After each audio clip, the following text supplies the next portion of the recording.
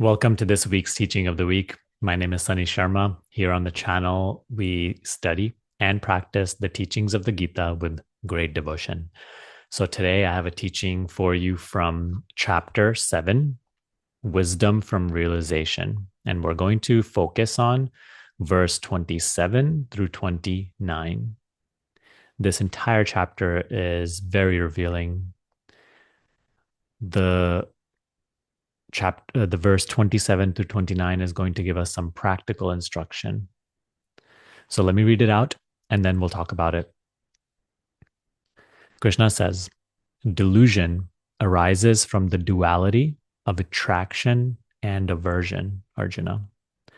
Every creature is deluded by these from birth.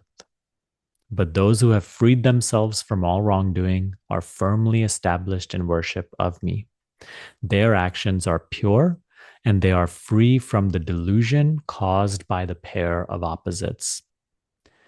Those who take refuge in me, striving for liberation from old age and death, come to know Brahman, the self, and the nature of all action. So going right to the beginning, delusion arises from the duality of attraction and aversion. Every creature is deluded by these from birth. If you look at our entire world and the way we are in it, ever since birth, the body and mind are pursuing pleasure and avoiding pain. They are pursuing gain and they are avoiding loss, pursuing praise, avoiding, resisting blame, pursuing fame and trying to avoid or resist any form of disgrace or bad reputation.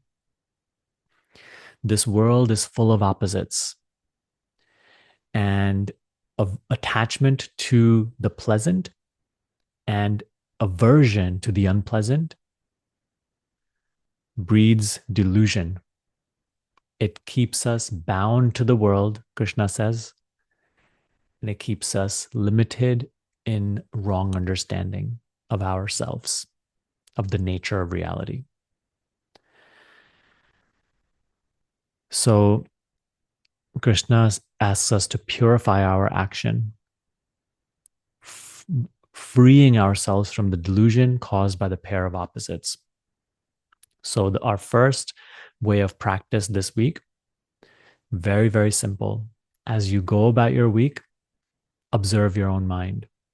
Observe the mind constantly being attached to or seeking or clinging to the pleasant and being averse to the unpleasant, resisting, avoiding, running away.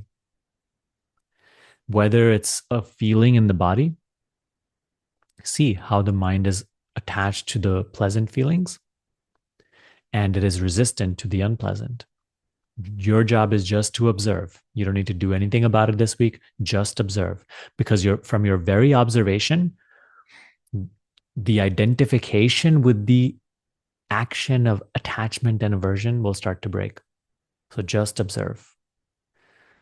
It could be to the feeling in the body, or it can be to maybe something you have to do personally, maybe like a job you don't want to go to because it is unpleasant, or something inconvenient arises, a problem arises that you don't want to deal with. Watch the mind resisting it. Watch the mind trying to avoid it. Or if something really amazing happens this week, watch your mind being so attached to it. Just observe. Just observe. Don't do anything special. Simple, right? Just observe. Your very observation of the mind attaching, resisting, will start to free you from it. Now, the next thing, those who take refuge in me, striving for liberation from old age and death, come to know Brahman, the self, and the nature of all action. those who take refuge in me. So go through this week knowing God to be your only refuge, your only safety, your only security, your only protector, your only strength, your only clarity. Knowing that, do what is required of you without fear, without attachment, without aversion.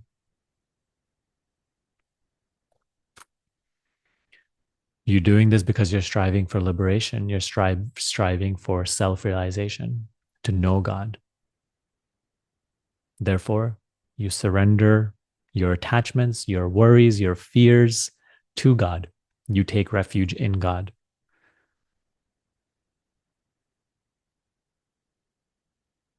Practice these two things, okay? Observe attachment and aversion in the mind, and then throughout your action during the week, take refuge in Krishna, in God. If you have any question about how to practice this teaching or any difficulty, comment down below. And if you need support, join our study group. I'll link it in the description box. Best of luck. See you next time.